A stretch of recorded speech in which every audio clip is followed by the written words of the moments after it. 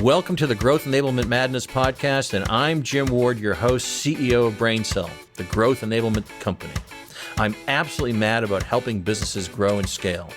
And in this podcast, my team and I get a chance to talk shop with industry thought leaders about a variety of growth enablement strategies, stories, and technology trends.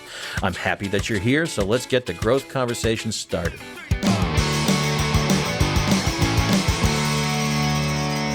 Good morning, everybody. I'm Jim Ward. I'm CEO of BrainCell. We're a growth enablement company. We took a vacation last week, so we didn't have a podcast. We hope that you all are having a great summer. We had to have a little vacation ourselves. By the way, I said morning. You may not be in the morning, but you may be in the afternoon or evening, wherever you're listening. I know that we have some folks internationally listening to this podcast, and we thank you for listening. Make sure you tell all your friends and relatives. They can find this podcast everywhere. I'm subjective anyway. Oh, okay, great. So today we have a guest who I've known now for some time. She'll probably tell us how long because I don't have a good memory.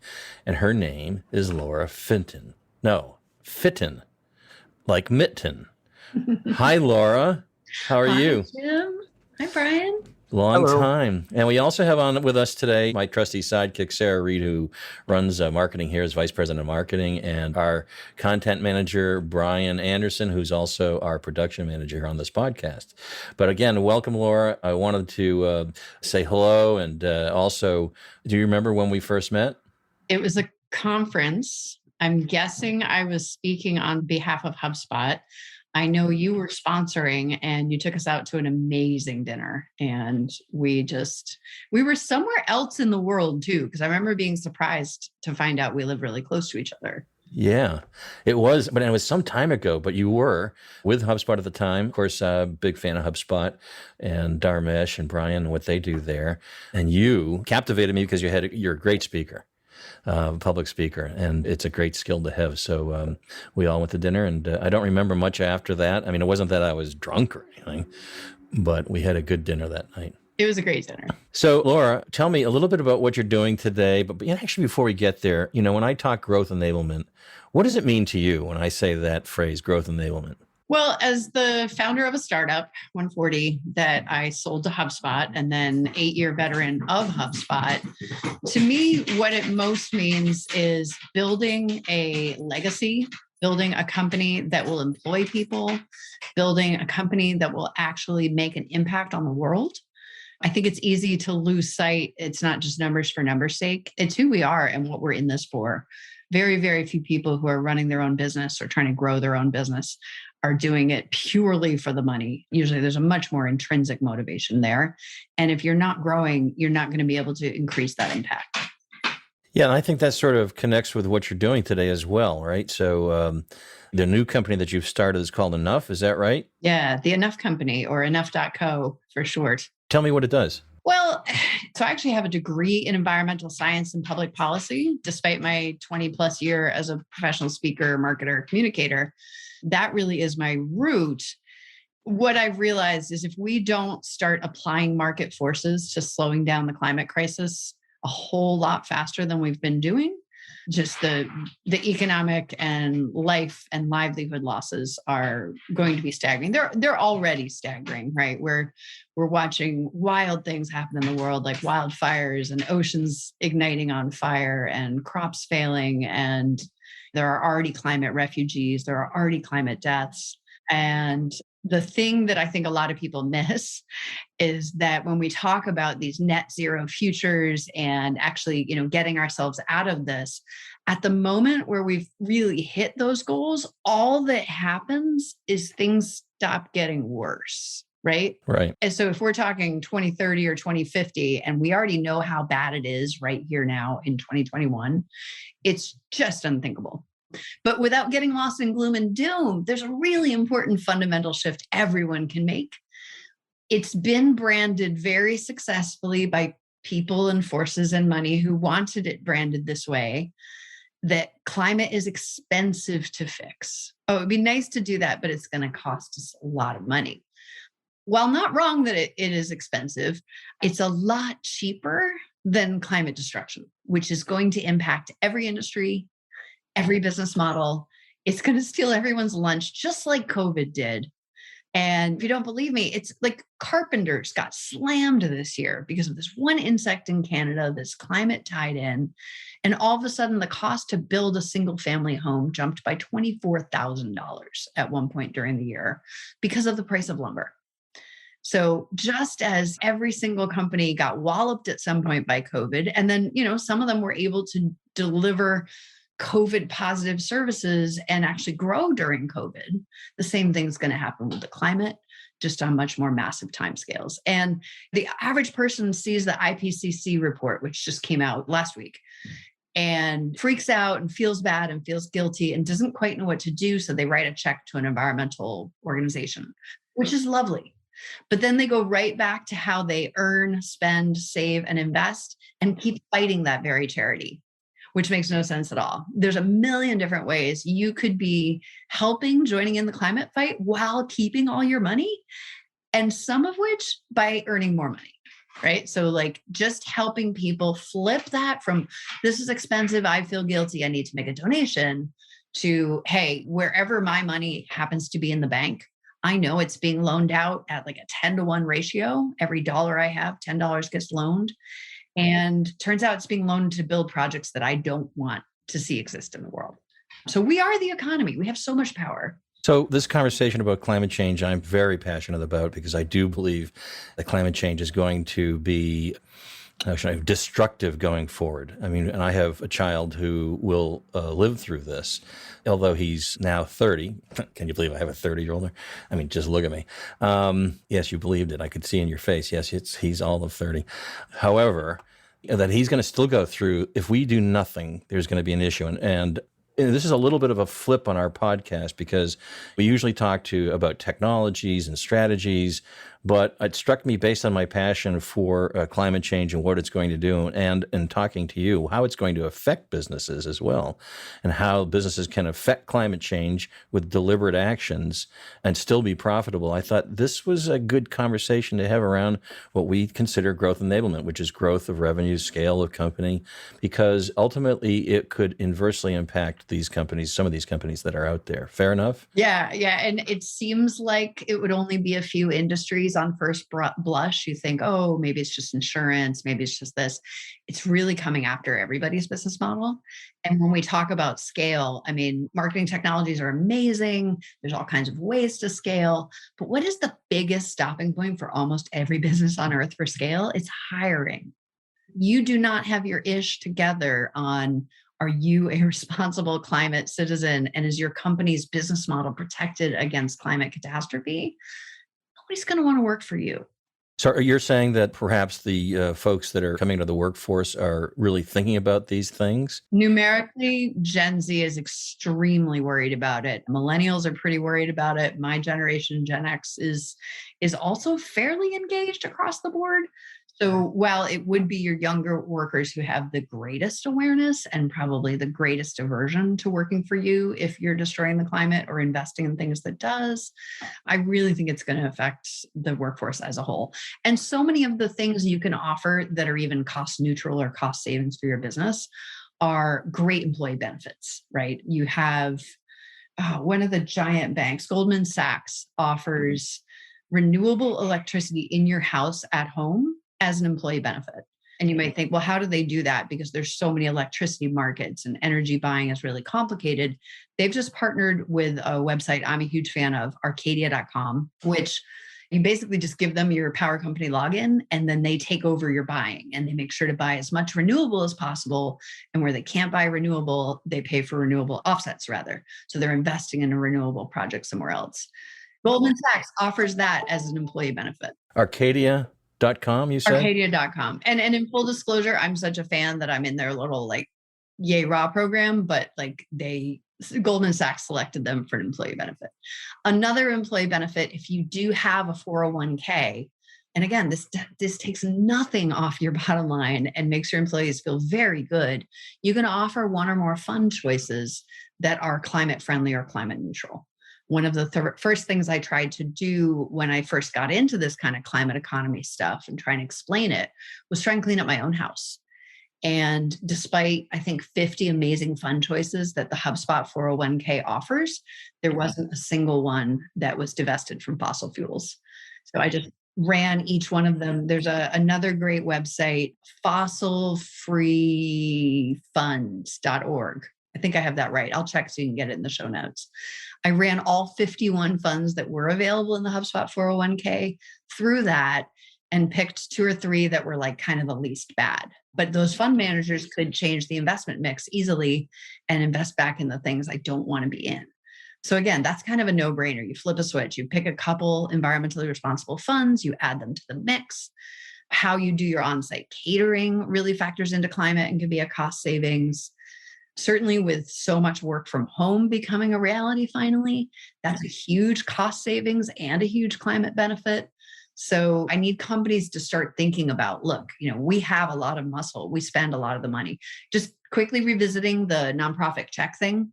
When you look at US GDP, all the money that every nonprofit touches is 2% of our GDP. So it's small.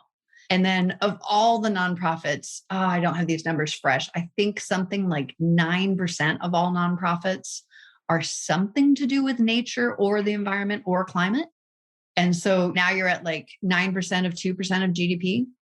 And then a small fraction of those are even climate focused, and an even smaller fraction of the climate focused ones are actually doing effective, meaningful, additive things, right? There's a lot of real messiness with offsets and are you really offsetting something, or is that going to then be cut down in 20 years? Was it really going to be cut down in the first place when you put your money in there to guarantee it wouldn't be cut down? Those trees you planted, are they going to burn down in a wildfire? So you're just looking at such a tiny, tiny pool of money, and contrast that to moving the 98% of GDP that is not in nonprofits. You can see the impact is massive. Elon Musk didn't go out and say, I think I'll start a nonprofit to tell people they should buy electric cars. He didn't go to Washington and ask for new laws around electric cars. He looked at market forces and he figured out a way to align designing a car with what it costs to build a great electric car with the segment of the market that buys cars at that price point. Right. Brilliant. And by the way, as a side note, I think this is probably my last fossil fuel car. I'll be in an EV next buy. So I'm there. So let's just kind of go back to, for business people, because this is a shift for us, this conversation, right? It's not exactly what we would normally talk about, but I heard certain things that let's put a metric around some things. So let's say impact to insurance costs, right? Because of the wildfires that are caused by climate change. When insurance companies have to pay out, somebody's paying for that. That's thus the consumer. Our businesses will pay for that, even though perhaps your general liability has nothing to do with it. They still have to make up those losses. We heard about you mentioning the timber prices or the wood pricing. Now, I had thought the wood pricing was based on demand through COVID because so many people were buying and doing upgrades to homes. But you're saying that there was some bug that caused this issue too? It was both combined. It was sort of one of those perfect storm situations where there had been some losses in Canada for this one insect that shouldn't have been in the logging area, but with climate change now lives there. And that was combined with, hey, we're all home all the time. We all need decks. We want to take our laptop out and work in the backyard. So it was really kind of a perfect storm kind of a thing. But to have those market impacts, those cost structures landing in 2020, I operate a small business in Maine, and a ton of the local crafters who build things out of cedar just put up on their website, I'm sorry, I just can't take orders right now because you wouldn't want to pay what cedar costs right now. Well, I know that our Sarah here today has been doing some renovations on her house. Sarah, have you experienced the rising prices of materials like wood? I have. My contractor actually told me if I didn't need to do any more work to wait, and hopefully the prices would come down because they're so high. And I didn't realize it was from the bugs either. I thought it was a supply chain issue. It's a little bit of both. And our supply chain is so vulnerable. I mean, if COVID taught us anything, our global supply chain is nowhere near as robust as we all tell ourselves it is. And so, you want to be sourcing and working with distributors who have a firm eye on climate and are thinking about how to be prepared for that. So it's prudent for all of us to be thinking about when we do something or spend money and what the impact might be. Now, I did some home renovation. This has nothing to do with my business, but I used the cement siding versus wood. Did I do the right thing?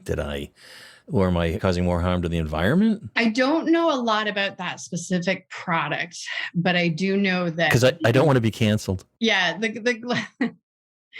if only cancel culture actually existed. So in general, cement and concrete are very climate intensive.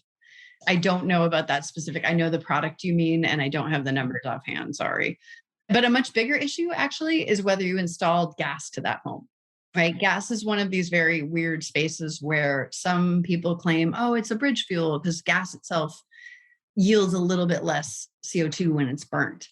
The problem with gas, if you Google for gas leak maps, gas is leaking out of the natural gas system all over the world. Like it's shocking. Like some of the worst of it is here in Boston.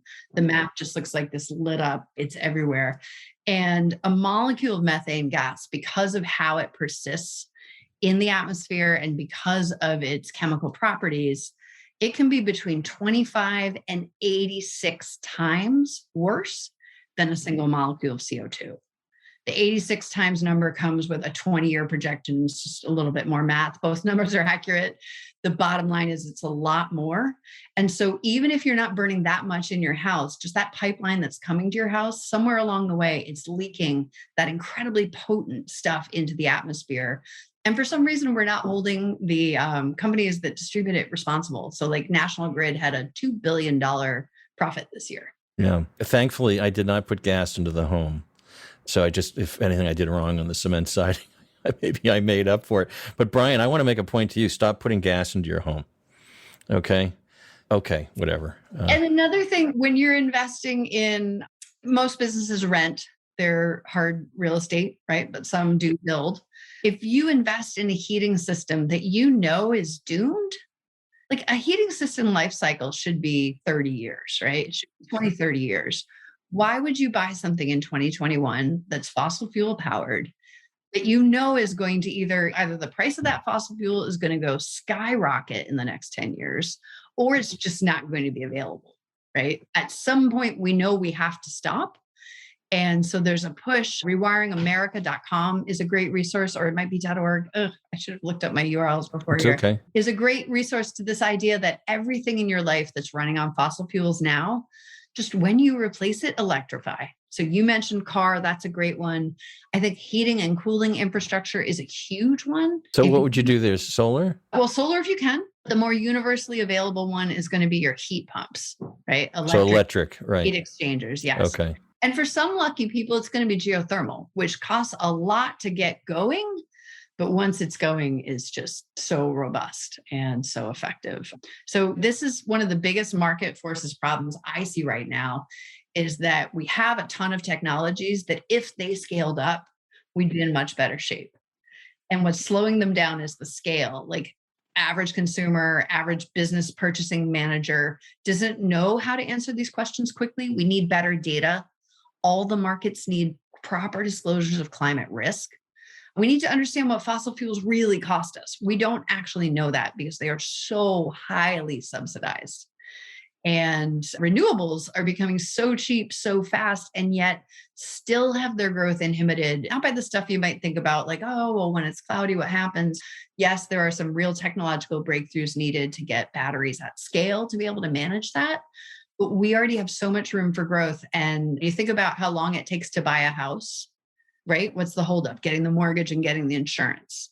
It's really hard to get the financing and insurance to build a new solar or wind project. It's much harder than it needs to be, right? So once we have the insurance vehicles, the financing vehicles, the public understanding for companies to build more and more of these facilities, we could scale that so much faster, right? So it's just a matter of making sure banks are on it and investing in these things proactively. And not to get stuck on this part of it, but I do have some friends who've put solar in and they're stuck in a horrible contract. So some of these solar companies haven't helped their cause with these contracts that folks can't get out of and they're bad.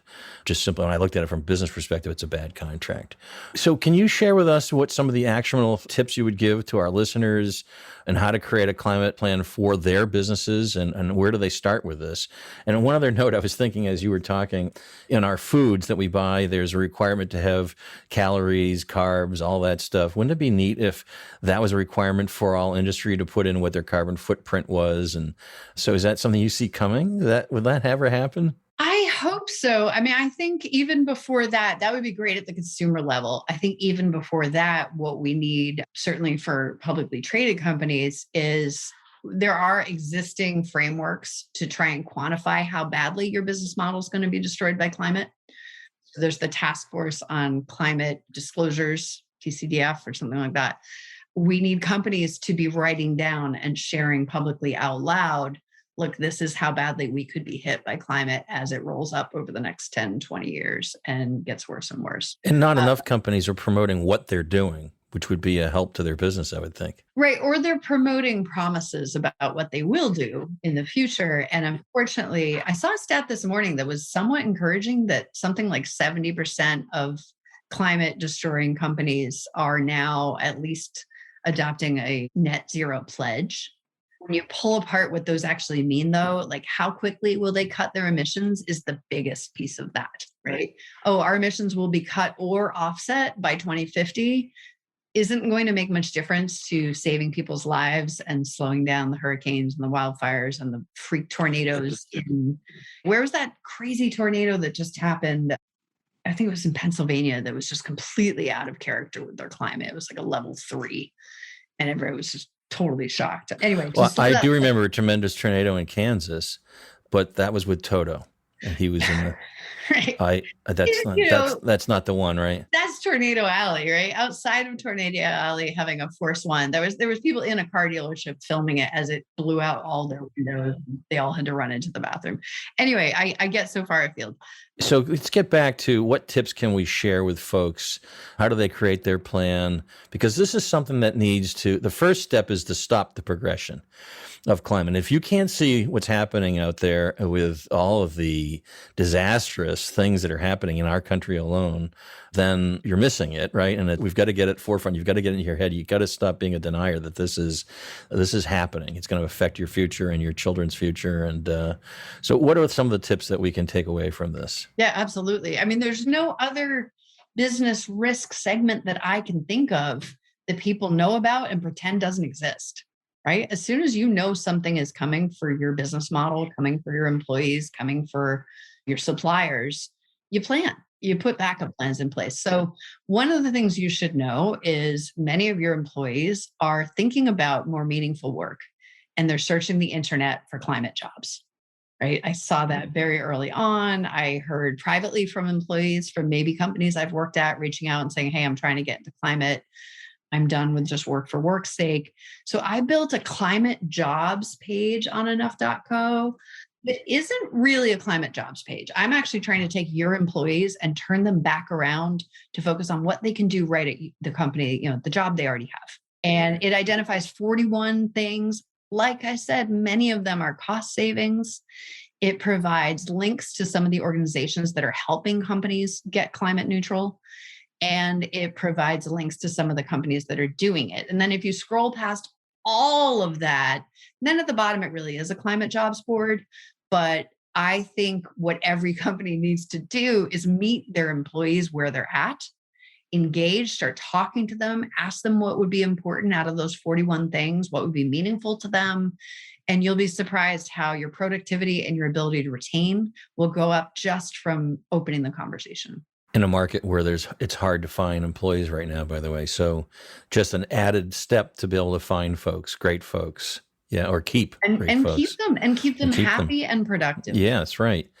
And that you mentioned that's on your website, which is enough.co, C-O, not com, .co, right? Yes. Enough.co/climate enough-jobs. But again, we can put that link in the show note. Absolutely. So what's next for Enough? Where are you going with this? What's next for enough.co is I am here and available to help. I can come in and talk to employees, come in via Zoom, or maybe we'll do something outdoors. It's been a really interesting time. I launched enough.co January 2020 with the assumption that I would just go speak at events and then work with the clients that I met there. So figuring out how to do it all virtual and keep everybody, climate can be exhausting and depressing and people can really shut down. And I just feel like this is such a hopeful and crucial message that we are not powerless. There is a lot we can do. And frankly, as Kara Swisher first put in the Wall Street Journal, again, January 2020, when we see the world's first trillionaire, it is very likely they will be a climate entrepreneur. Because the amounts of money in fixing energy and scaling energy up to the whole world in reliable, responsible, renewable ways, that's a giant market. Yeah. Do we think we'll see Elon in that space more? I mean, he's in solar, he's in so much, right? He's a visionary. He's certainly very focused on it and very fascinated by the physics. I remember a tweet of his, like maybe even 5 years ago already, where he's like, there is enough energy hitting just Utah from the sun to power the entire country, right? Like the amounts of energy are absolutely massive. Solar and wind had to battle upstream against really, really heavy subsidies for fossil fuels. And they still made it. And they're now the cheapest and most scalable things we have. So just continuing to scale those alone is a really important part of this. And put people back to work in areas where jobs are going to go away. The thing about the economic losses, coal, all 5 major US coal companies have already declared bankruptcy, right? Like coal's already a dead horse. When you look at ExxonMobil, XOM stock ticker, that was well over 500 billion in market cap 8 years ago. It was the biggest US company. And then last fall, it's up again now, but last fall, it went down to about 140 billion market cap, less than a third of what it had been in just 8 years. So if you had $500 of ExxonMobil stock just 8 years ago, it was worth $140 last fall. I think, though, that part of that was COVID and the demand drop. Part of it was COVID and the demand drop, but it only came up, I looked at it a week or two ago, it was about 247. So I've still lost half my money in 8 years. Oh, How is okay. that a must-have investment, right? Right. Yeah. So going to you and Enough before, we're coming to the end of the podcast. I want to be respectful of your time. What's your model? I mean, when somebody wants to engage with you, and I'm commercially, do you have a pay model, and are you funded by grants? How does that work? Tell me a little bit about that. I'm funded by whatever I can piece together. I just know this is the thing that I need to be doing.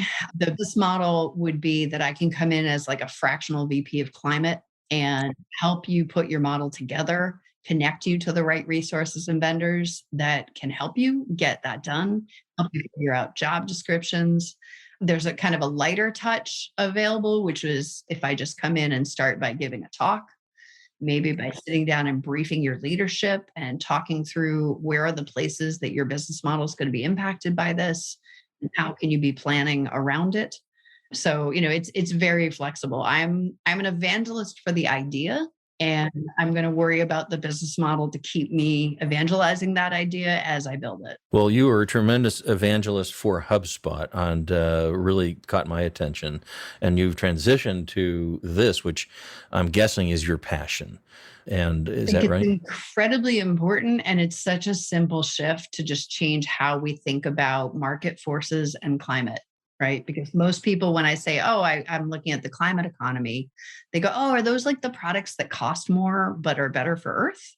And that's the exact opposite of market forces. So I have a tremendous amount of respect for your shift, because you're doing something that's very important for our world and also for our future, but also impacting businesses. So for our folks out there that are listening, if you think that climate change isn't going to impact you, you need to think again.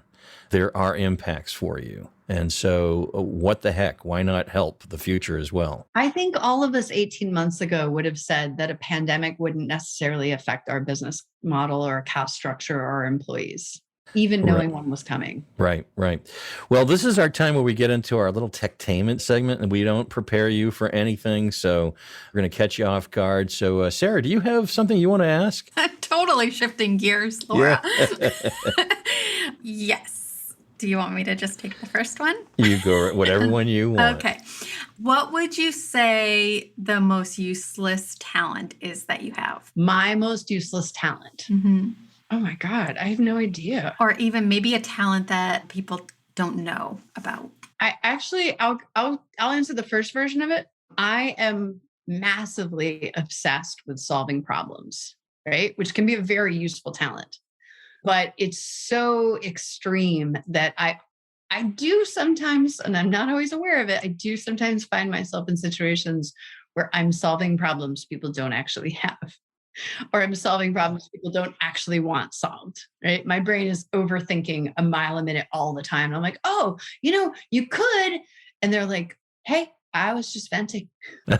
Right. Yeah. Yeah. Or you're solving problems for people you don't even know. Like, I don't know what happens No, with me. 100%. I am Yeah. that girl on Twitter who'll be like, No, I you get have a it. problem. Maybe I can help. It's like, okay, Karen, sit back, sit down. So, Brian, you know which one I want, I hope. Let's see if you make sure you know which one I want. You don't. Well, you can just look at them, but Yeah. you pick Wait. one, but don't pick mine. Okay. Wow. I hope to God I didn't pick that one. So, Laura, if you could time travel, I can't believe it. did I do it? Just Did kidding. I, No, you didn't, idiot. oh, Good.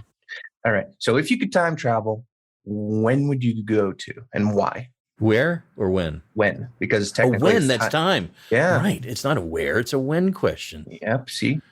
I am definitely the person who runs towards danger to see if I can help. So I'm going to go 100 years ahead and see how some of this turned out. I think there are many parts of the past that I get nostalgic for. I love like old timey cooking and, like colonial architecture, but there's just so much fundamental inequality for people of my gender in most pastimes, and fundamental inequality for people who don't look like me in our current time, let alone worse in the past. So I want to see 100 years from now, even if I'm walking out to a post-apocalyptic landscape. Wouldn't that be scary? So, on all seriousness, I'm seriously, this is coffee. I'm not kidding. That's coffee. It's nothing in there but coffee. In all I hope so. It's in the seriousness, morning. it's in all seriousness. If that opportunity presented itself, would you take the chance to really go, and knowing that you can't come back? Not with my kids the age they are now, Okay. right? Get That it. would be the biggest thing. If we're talking single Laura before I've in my early 20s, before I've even raised my niece, then yeah, in a heartbeat. I mean, I went and lived in Moscow for the fun of it in 1994.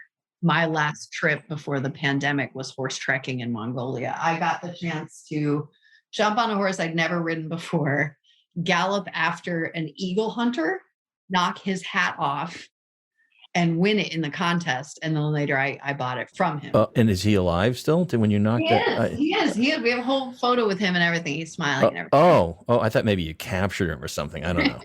No, you just had to hit him with a whip. Is It's that- an old Kazakhstanian game, right? Ah, okay, yes. 100% adventure. I just have a lot of responsibilities now. Okay, all right. So, Sarah, don't give her the ticket. She's not going to accept it. That time travel ticket. Don't look at me like that. Okay. I have mine, which is, do you know any good jokes? Before we end today, do you know any good jokes? I do. Actually, my daughter, who's now 16, when she was very, very little, suddenly just hit a place where she was really good at writing jokes. And I want to say she was 5 or 6. So one of them we'll all appreciate with our Boston orientation. What kind of, I'm going to blow it. What hockey team always wins? She's like, the Bruins. Oh, that's great. The Oh, Bruins. And then the other was, what did the little kid say to their umbrella and rain boots? We don't know. Let's go. Oh, Wow. that is very sweet. I'll bring my own in because I was just at the doctor this week, and I went in and he says to me, "You need to lose weight." And I said, "How?" And he says, "Don't eat anything fatty." And I said, "Like, what do you mean, ice cream and chips and things like that?" And he said, "No, don't eat anything fatty." It's a one-liner. Nothing here, guys. Okay. Oh, I know you guys have heard it. Oh, sorry about that. But Laura hadn't heard it. All right. So this brings us to our end. We've really enjoyed having you with us, Laura, today. Can you tell folks where they can connect with you? And I love your Twitter handle. You've had it forever. So yeah. And tell us, by the way, when you tell us where they can connect, tell us why that Twitter handle. I'm a nut. So I have been called pistachio like out loud to my face for a good 14 years now.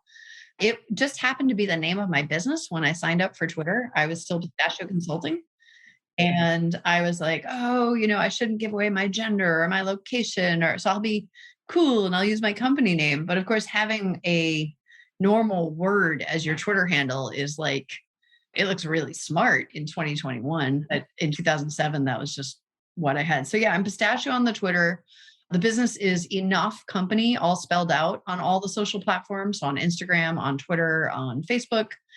And the website is enough.co. And if you want to email me, I'm Laura@enough.co. I would love to hear how I can help your company take advantage of the climate economy. We talked mostly about risk today.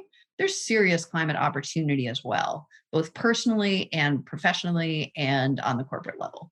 So folks, no matter what you do, connect with Laura and learn more about how this climate change can affect your business.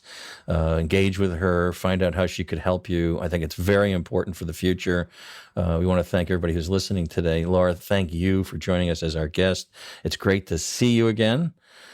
And I thank Sarah and Brian for always being at my side and helping me with this podcast. And I want to say, have a great day and grow and scale your company. Come see us, brainsell.com. That's with an S, BRAINSELL.com. Thank you.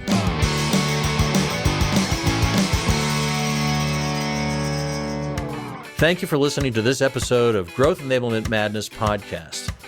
I also want to thank Divinio Podcast for this episode's production and distribution. Finally, thank you to Sam Ward for our musical introduction and outro. Be sure to check out all of our episodes wherever you listen to your podcasts, including Spotify, Apple Podcasts, Google Podcasts, and more. New episodes are available monthly and cover all important topics for growing and scaling your business. Until next time, this is Jim Ward signing off. Let's grow.